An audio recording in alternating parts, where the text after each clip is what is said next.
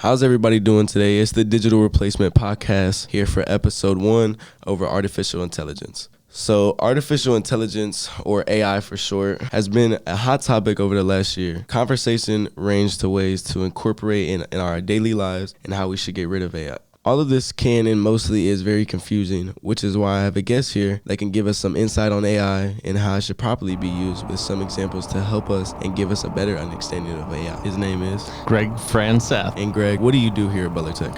I am the Executive Director of Information Technology here at Butler Tech. Give us a brief description on what you do. So I've been working with different AIs for a decade or more. I was at Cincinnati Children's where they have a very large AI project that's been going on for years. How do you think AI is going to evolve in school? So AI is going to fundamentally transform what school is, but it's not the first time that's happened. Right. Every time we have these major technological innovations, it changes the basics of how we teach. Certainly what I hear a lot about is any classrooms where there is a lot of writing, whether that is essays or research papers, a lot of concern that someone can just go to ChatGPT and have it write it for them. Right. And what I often say is that that's absolutely true. And it is a problem given the way we've taught. Right. But if you think about something like a research paper, most of us do not leave high school to go and be scientists where Right. we're writing these extensive papers. But the skills we learn by writing research papers, we do use. So the learning to write a research paper has always been about developing those skills. So we may have to change the means we use to get kids those skills fundamentally to take into account the new technology with generative AI. Right, yeah, because you could just have a whole essay printed out to you in the matter of seconds. Yeah.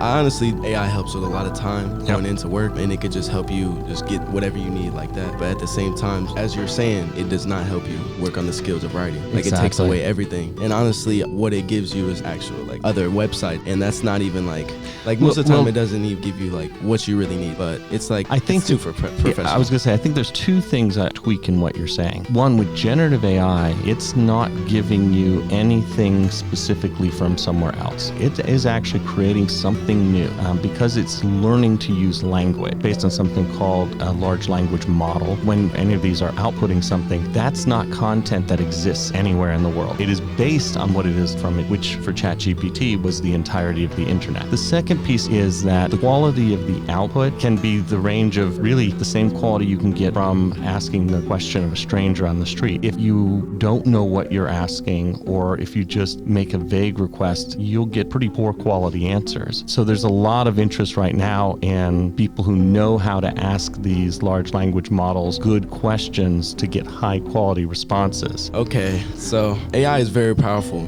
is what your point is. I haven't really used AI, only really vaguely ChatGPT. I don't really trust teachers can run it through a scanner and see if AI has been used. So I just don't even try to mess with it now because everybody's used it. It's so popular now. I'll interject to tell you, I use it almost daily, and I send out a newsletter every Friday to our leadership staff, and I absolutely use it in writing that. Often the pieces I'm using it includes sections like tech tips. I can sit and brainstorm forever, right. But it's a lot easier to go ChatGPT. Right, it just gives you it First time I said, give me some easy to use tech tips for schools. Well, I used those up, and then what I could do is I could give it the ones I'd already used and say, I've already used these, give me some more. And because it's learning based on what I give it, it's not going to repeat itself, and it's going to give me new stuff and often things that will build on what I went for. So that's one way it can be used. But your skepticism is warranted because, again, it's creating this, which means it can, what we call hallucinate. It can give you facts that don't exist. Famously, if you ask for citations, it will make up whole articles that do not exist because that's what it does. Remember I said it's making it up? It'll make that stuff up too. You always need your human brain to be skeptical and to check and make sure this is achieving the goal. Like any tool, is it doing what you want it to do? I really appreciate you for coming on the podcast and giving your ideas on AI and also your intellect on AI because I really didn't know. Well, I appreciate the opportunity and enjoyed the conversation. Gave Thank us you. a lot of good information. I really appreciate it. And this is the Digital Replacement Podcast, the host, Vinny, with our interviewer, Greg Franseth. Thank you again and have a good one always.